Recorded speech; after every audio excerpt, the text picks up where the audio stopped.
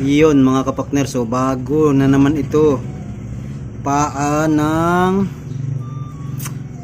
baka, naka-frozen. Naka-frozen pa, inatimplahan na niya. Nahin na naman yung takip na makamaliit na yang. May pag-flex pa ng gayon. Natutunaw na oh. Siya magsisilbing sabaw yung yelo na yun. Siguro baka para din mabilis lumambot nga naman yung paa ng baka. Ito makasama pa yung kuko. Hindi na lang alisin yung kuko na yan. Gapasira yan dyan.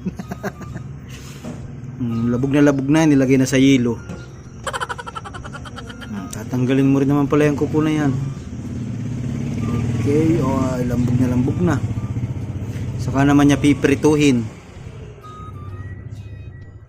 Papakrispihin wari. Pati sasama pa yan, wala naman ang laman yan. Baka may bone marrow. May bone marrow nga pala sa loob. Hindi mo man pinakrispy. Ano kaya agawin na rin din siya?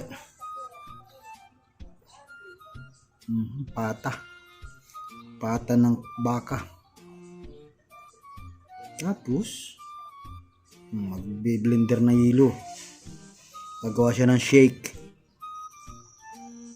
Buti kaya ng blade na yun. Ang galing naman ng blade na yun. Talas ng blade. Saan mo hihalo yan? Gagawa ng halo-halo. Galing. Pinong-pino. Magawa ito ng halo-halo style niya. Ayan na. Sago.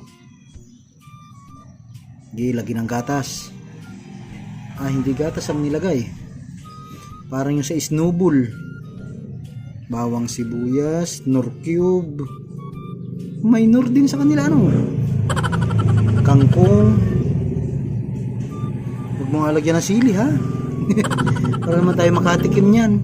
Niyan na. Narinig na ako ay. Saka na dyan na si... Pero kaya ko pa yan, basic yan. Yung mga ganyan ay kaya pa yan, basic. Huwag lang yung siling durog na durog talaga. Ngayon na nga. Nukat kada sabihin ko yan ang inilalagay mo. Wala. Ayaw na tayong patikimin ng aking chef. Hinalo na yung baka doon. Yung paa ng baka. Lalo na hindi natin natikman yan. Buti kayo kaya nyo yan. Nilagyan na ng mga dahon-dahon pa. Wala. Nilagyan ng gata. Wala. Papanoorin na lang natin. Hindi pa nakontento doon sa siling yun. Nilagyan pa ng another sili uli. Pero masarap ang kulay kulay chicken curry. Kaya lang ay pass. Nako. Sabaw pa lamang ay nakikita ko na agad ay. Pero mukhang masarap. Kaya lang pass talaga, pass.